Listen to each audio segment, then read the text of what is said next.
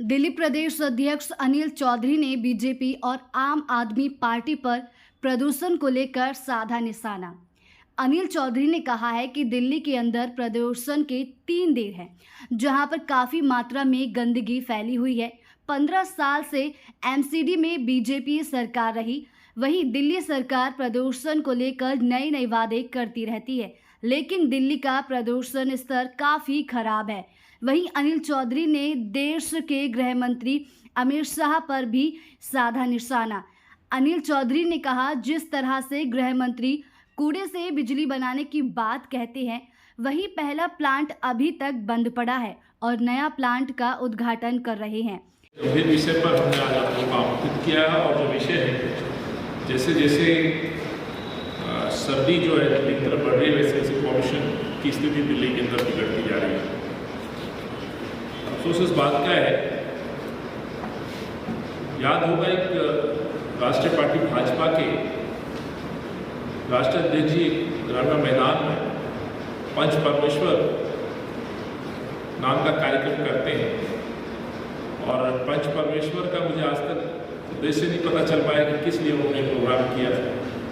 और मैं दिल्ली की जनता को इस बात के लिए भी धन्यवाद देता हूँ कि भाजपा की इस अपील पर जनता ने पूरी तरह से इस कार्यक्रम को खारिज कर दिया, क्योंकि उसी दिन हमने दिल्ली कांग्रेस कमेटी ने दिल्ली के संबंध में 5 सवाल इस पंच परमेश्वर के कार्यक्रम में भाजपा के राष्ट्रीय अध्यक्ष के सामने रखे थे और जिसके जवाब शायद आज तक वो नहीं दे पाए। वो अपने पार्टी की मजबूती के लिए कहीं घूम रहे होंगे, लेकिन दिल्ली से जुड़े जवाब आज तक वो उपस्थित नहीं हो पाए। लेकिन आज एक खबर में देख रहा हूँ, देश के गृह मंत्री जी आज दिल्ली में उपस्थित हैं और एक लैंडफिल जो तुगलकाबाद क्षेत्र में है, वहाँ पर जो कूड़े हैं उससे जो बिजली बनाने का जो उत्पादन का संयंत्र का इनोवेशन करने पहुँचे। तो एक तो मैं देश के गृह मंत्री जी से, क्योंकि दिल्ली जो है कहीं ना कहीं वो गृह मंत्रालय के अधीन में आज काम कर रही है, सो उनसे मेरे 5 सवाल इनसे भी मैं इनके सामने रख रहा हूँ, जिसमें खासतौर से लगभग पिछले 15-17 सालों से भाजपा दिल्ली में एमसीडी में काबिज थी और आज भी बेशक पार्षद नहीं है, लेकिन भाजपा के कंट्रोल में एमसीडी काम कर रही है। आज दिल्ली की जो स्थिति है और दिल्ली एमसीडी जो मोस्ट करप्ट डिपार्टमेंट के नाम से जाना जा रहा है, बीमारियों के नाम से जाना जा रहा है, चाहे मलेरिया हो, चिकनगुनिया हो और डेंगू जैसी बीमारी बहुत पैर पसार रही है। दिल्ली के अंदर जो लगातार गंदगी के ढेर रहे, उस पर नड्डा साहब ने जवाब नहीं दिया, तो क्या अमित शाह साहब उस पर जवाब देंगे? या फिर अरविंद केजरीवाल की चुप्पी के साथ और अरविंद केजरीवाल के साथ मिलकर के जो शराब माफिया को दिल्ली बेची, उस पर आज तक आपके नड्डा साहब और आप नहीं बोले, तो इस पर जवाब दें। दूसरा सवाल हमने ये पूछा था कि दिल्ली एमसीडी का जो परिसीमन का जो ड्राफ्ट था, वो ड्राफ्ट पूरी तरह से अरविंद केजरीवाल और भाजपा के इशारे पर दिल्ली की जनता को थोपा गया और जिसमें दलित और अल्पसंख्यकों के साथ सौदाला व्यवहार किया गया, जिसको लेकर के आज हम कोर्ट में गए।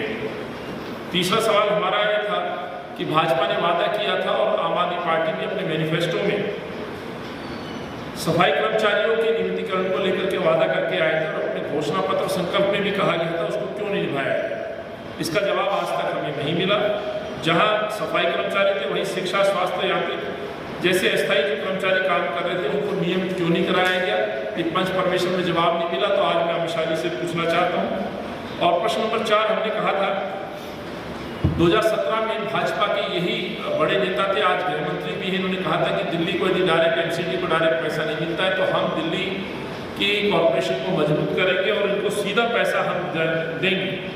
तो पैसा ना दे करके एमसीडी को बहाना बना करके, एकीकरण का बहाना बना करके चुनाव टाले गए और एमसीडी में फंड की कमी का हवाला दिया गया। तो यदि फंड की कमी का हवाला दिया गया था तो 2017 में भी था, फिर ऐसा दोहरा मापदंड और न्यूट्रन क्यों?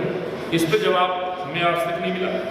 और 5वां सवाल हमने पूछा, दिल्ली के अंदर लगभग 2 सालों में 2 बार सांप्रदायिक दंगे हुए और दिल्ली ने इनको झेला। भाजपा के नेताओं ने बीच बीच में कई बार इस तरह के बयान दिए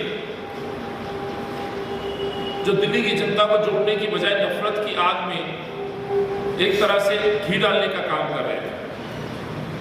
तो भाजपा के इन नफरत फैलाने वाले नेताओं पर क्या कार्रवाई की भाजपा के नेताओं से मैं प्रश्न पूछना चाहता हूँ, जिसके जवाब का इंतजार दिल्ली वासियों को।